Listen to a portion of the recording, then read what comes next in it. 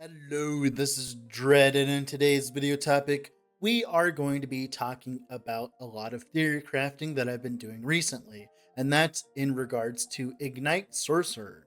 So, I was looking through my stash and I saw a bunch of different items that were really strong, and I wanted to utilize them before, 0.9.2 comes to a close. And we found out some really cool tech for Sorcerer in general. If you don't know, when Rune Master came in, he's kind of like the new kid on the block. And let's be real and honest, Sorcerer kind of sucks right now in comparison to Rune Master. Now, Sorcerer by itself is a really strong mastery, but Rune Master is essentially Sorc but better, right?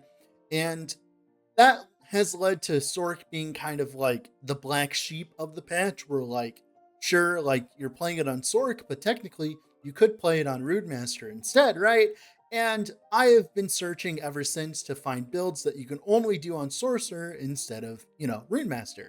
And I think we found a real zinger this time. Now, if you haven't already, I would heavily suggest leaving a like on the video and subscribing to the channel, as that is the best way of currently supporting me. You can also follow me down below on Twitch as well if you want to see me live stream Last Epoch for the next couple of months. So, if you don't know what's going on my screen, the biggest thing that we're doing is we're doing Frostclaw spam into Elemental Nova. Now, this is not a new thing.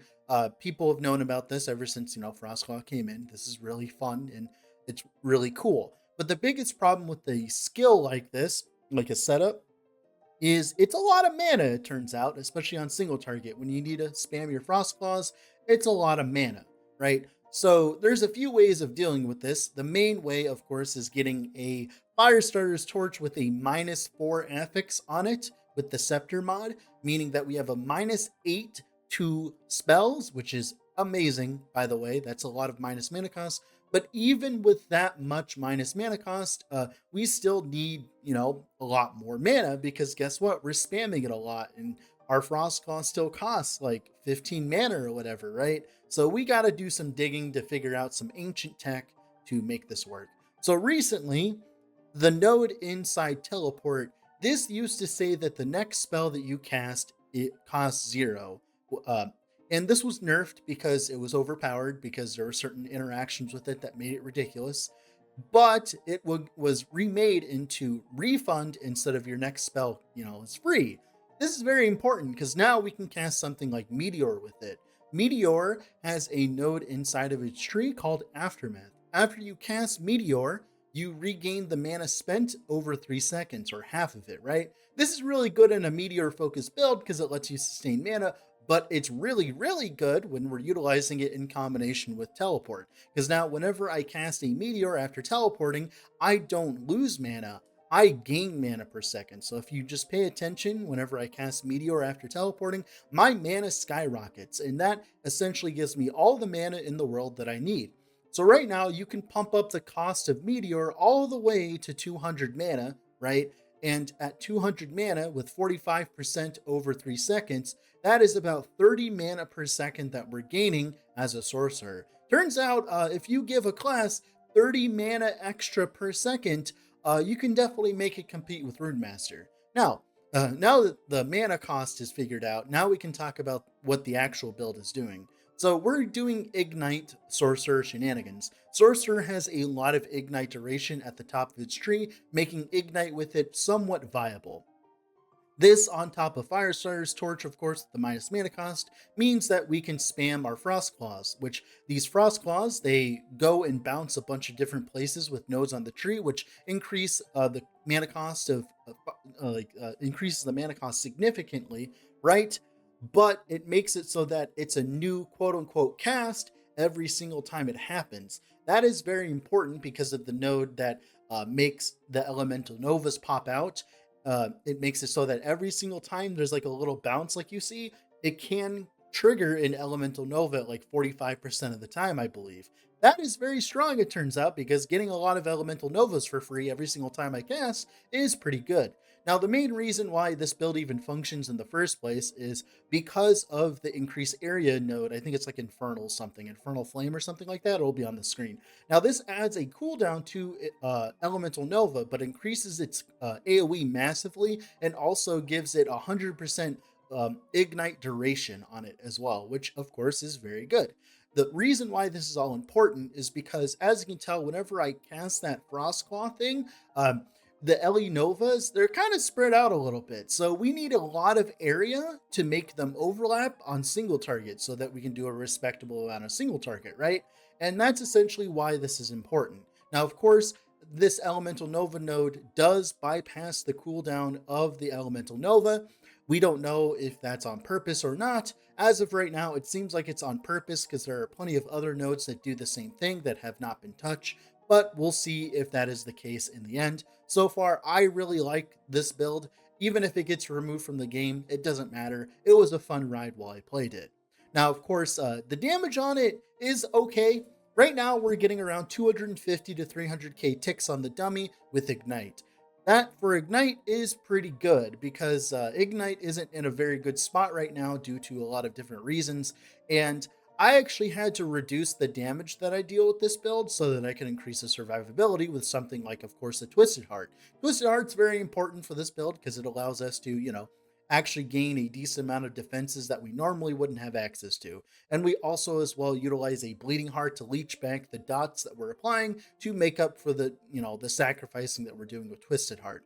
One of the coolest things though about the meteor tech with the teleport plus black hole, meteor plus black hole, it means that we also gain the massive 75% fire penetration for 6 seconds after casting, and of course the cast speed as well. This is really good for Ignite. So not only are we gaining a very large amount of Ignite duration as a sorcerer, we're also gaining a very large amount of fire penetration.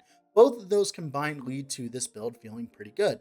Now, the reason why I'm even playing this build is because I slammed that Fire Sorcerer's Torch, like I mentioned, and I also slammed this Calamity. If you do not know how rare this Calamity is, I think it's like one in every 200 calamities that drop this. I'll put the odds on screen, but essentially it's very, very, very rare to get a 4LP one. Now, of course, it's actually viable because, you can actually get it eventually, but it's definitely rare. And that's why, like I said, I am even making this build because I wanted to play something Ignite related. But yeah, this build's great. Very big AoE. The AoE makes up for the lack of single target, I think. Like, as you can tell, like being able to walk through monos and do this many explosions is great. On my Twitch stream, it actually gets really laggy and stuff, which is really funny. But yeah, with all that being said, let's go in game and talk about the build more in detail, right? All right, so here we are in game with the character. Let's go over the skill trees. So the first one that I think is the most important, obviously, is Meteor, because this what makes the build tick. So the idea is we take 1 point travel into Force of Impact, then 3 points into Aftermath. This makes it so that we gain mana over 3 seconds after Meteor is cast, but it will be reset if we cast again. So we can only gain like mana from one Meteor cast every 3 seconds.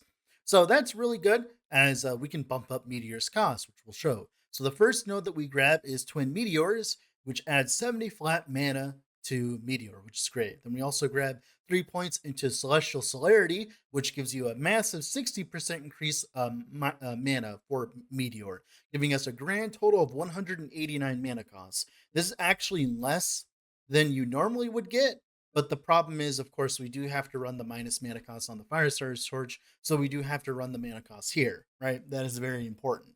So, of course, here, like I said, we have a Meteor with a very large mana cost. Thankfully, EHG has done a very good job in making Meteor have a large mana cost and almost unplayable, and that actually makes our build even more viable, unironically. That's kind of amusing, right?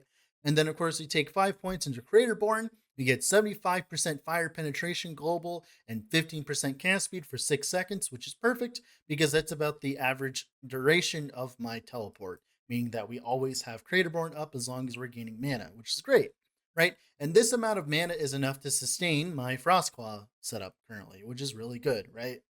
So speaking of the Frostclaw, we have Frostclaw here. We take 3 points into Gift of Winter for minus mana cost, of course. 2 points travel into Artor's Scepter. 1 point into Frost Beyond Time, which is cool because it does give our Ignite duration. Then 3 points into Celestial Conflux, right? Which is really cool because it's per cast, right? So we cast it like a few times, as you can tell there, right? So that's cool and dandy. Then we take 1 point travel into, oh, wow. I shouldn't have this node. Wait, do I?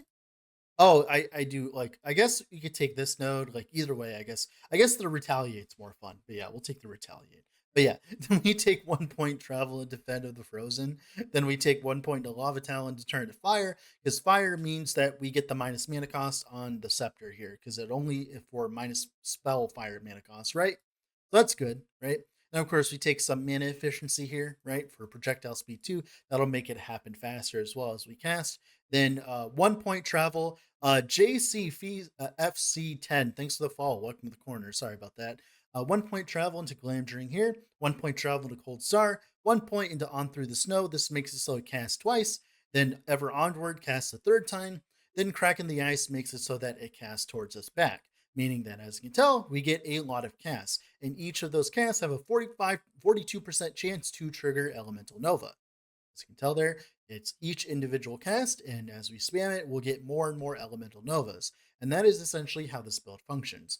Now, for Elemental Nova here, we take 1 point into Fire Nova to make it only fire, 8 points into Immolation for that juicy Ignite chance, 1 point in Infernal Nova, giving us the area and the Ignite duration, then eventually 7 points in Infernal Prism for that Elemental Pen for the Fire Pen, and then we take 5 points into Arcana Elementorium for the area and the more damage. Now, one of the problems with this build is if we grab something like Lightning Nova or whatever, right? If we try to grab Lightning Nova, then we'll have devised our Novas into Lightning and Fire, which is bad for us because we have a lot of Ignite on Fire skill usage, meaning that all those Ignites would not function for us, right? So we definitely want to stay within Fire and focus on that, right? But if we go up here to Luminaire, right, to disable Lightning thing, like to get area and all that, this makes our area significantly smaller because of the channel area here. So overall, this is the best way of going about it if you go Ignite. Now, there are ways where you go crit instead. You could very easily go crit.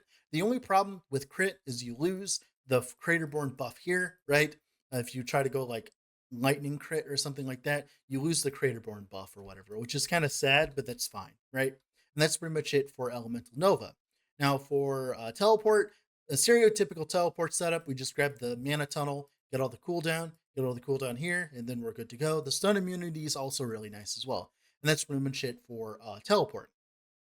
Flame Ward, stereotypical Flame Ward tree as well, just for defenses. And that's pretty much it for the skills. Now, for the passives that we care about, Reactive Ward and Silver Rune, this makes it so that our massive HP pool that we're stacking for Twisted Heart, it makes it so that that HP pool can also benefit us more. So as you can tell here, I get like a little bit of ward, and then I'm going to, I get like a lot of ward very quickly there you go. Like I got to 4K ward. That was the Silver Rune and Reactive Ward triggering. So as I'm sacrificing life with my thing, we'll actually gain even more ward thanks to us sacrificing, right? And then of course the rest of it is like cast speed, intelligence, ward retention. Cast speed's a big one, so we can cast more Fire Claws, which means more Elemental Novas, right? Our mana regen's good enough that we can actually sustain everything. Then the Fire Pen and Leech here is really good. The chill on hit's good here, so we can chill bosses. 8 points into Inferno for the Ignite duration here, and then 8 points into the 40% Ignite duration here as well. And that's pretty much it for the Sorcerer tree, because this node's really hard to maintain, so we don't grab it. Also, as well, it's a point, like a point spender, right? Then Rune Master here, cast speed here. We get Ward on direct cast and intelligence, which is really nice. 8 points into Sphere of Protection. Not only does it give us HP, but it also makes us take less damage, which is good. Then, of course, Circle of Elements for the Ignite chance with fire skills. Another reason why we keep Elemental Nova Fire. 1 point, eventually you could get 6 points if you can manage it for more intelligence. And then Inscribed Instruments here for word retention with a Scepter. Right now we're wearing a Scepter, so we gain a decent amount of word retention thanks to the Scepter. And that's pretty much it for the passive tree. Now for the gearing here. So for required items, I would say a Firestarter's Torch with -4 spell mana cost. Doesn't need the cast speed, but the -4 spell mana cost. And another required item I think is an Unslam Twisted Heart of Ulcrios, because that is for defenses, right? Another required item, Bleeding Heart, doesn't have to be slammed, but a Bleeding Heart nonetheless. This will help you leech back the HP you're sacrificing with Twisted Heart. And then the last item is Calamity. This isn't required. You can just run an exalted item with the mods that I'm showing you right now on the item. But of course, a Calamity with like Ignite Chance and stuff like that would be really good. Catalyst here, well, we can talk about the rest of the gear. And also, of course, I'm using a Thread of Ambition. For the chest here, Ignite on Fire skill, fire damage over time, HP. Armor is pretty good too, because the more armor we have, the tinkier both our ward and our HP is. It applies to both, right? Our Catalyst here, cast speed, damage over time, reses, right? This catalyst is actually pretty good for us because not only does it give us a decent ward per second, it also gives us a massive amount of ward retention. So this actually ended up being better than a shield in the end. Then for ring here, elemental damage over time. Like this is a pretty good ring, right? Same thing with this ring, although that spell damage is doing nothing for us, but it's on a silver ring base, so it makes me faster. Belt here, elemental damage over time, HP, right? Mana regen would be the preferred second prefix, or of course, fire damage percent. Gloves here, cast speed, intelligence, or area that would work too, and like HP, res, or whatever. Same thing with the boots, HP, movement speed, right? Armor's cool for resistance as well, for armor percent as well. And then Twisted Heart of Volcryos, like we said, for the of course the sacrificing, and the plus one to skills is cool. The increased health is good. The cast speed's good. All of that's good. Now for idols here, like I said, Throne of Ambition. The other one is Ignite Duration, and the rest of it is all resistance idols. Now for blessings here, we can talk about blessings. Do. Ignite Chance. This is a really strong one. Gives us a lot of generic Ignite Chance for more Ignites on hit. For here, it'd be like ward per second or ward when hit. Critical Strike Avoidance, of course, and then Armor Flat, and then Armor Percent. And that's pretty much it for the build today. That's pretty much it for the character. With all that being said, this has been Dread. I'll have to go do something else. Bye.